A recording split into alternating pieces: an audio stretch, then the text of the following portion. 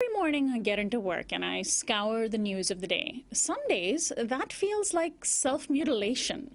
To face the horrors of California's dwindling water, Antarctica's melting glaciers, Syria's massacred children, alongside the Republican Party's increase in military expenditures, the European Central Bank's $1.4 billion building, and the obscene amounts of Wall Street CEOs' bonus checks. Why is our world so upside down? Why, if we are the brainiest of living creatures, are we on a speeding train heading towards our collective doom with no noticeable prospects of slowing down and possibly surviving?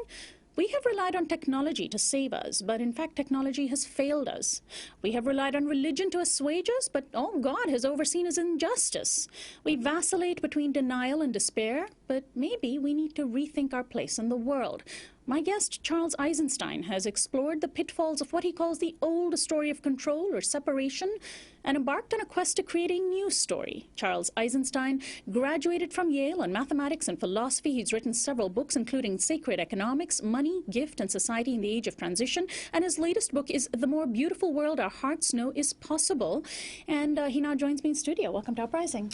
Thank you for having me. Thanks so much for joining us. Well, we seem to be in a period of transition worldwide, one that climate change has forced us to face, and our systems are unsustainable. We sort of know this in our gut. We sense this. We communicate today like never before. We're able to because of technology, but we're still isolated.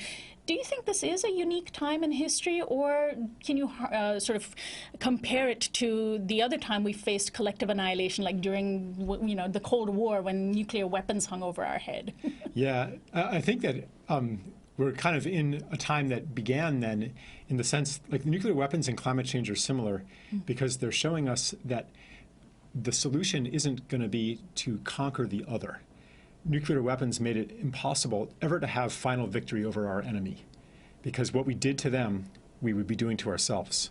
Mutually assured destruction. Yeah. And the same thing is true now with climate change. Like we're discovering what we do to nature, we can't escape it. We can't engineer our way out of it. We can't insulate ourselves from it. What we do to nature, we're doing to ourselves. Do you find that people get overwhelmed by the world? Is there this sense of despair that paralyzes us from taking sometimes even the smallest action? Yes. Next question. Yeah, and I think partly despair is built into our basic worldview, that fundamentally says that we are separate beings in a world of other, and therefore not much you can do is going to make a difference.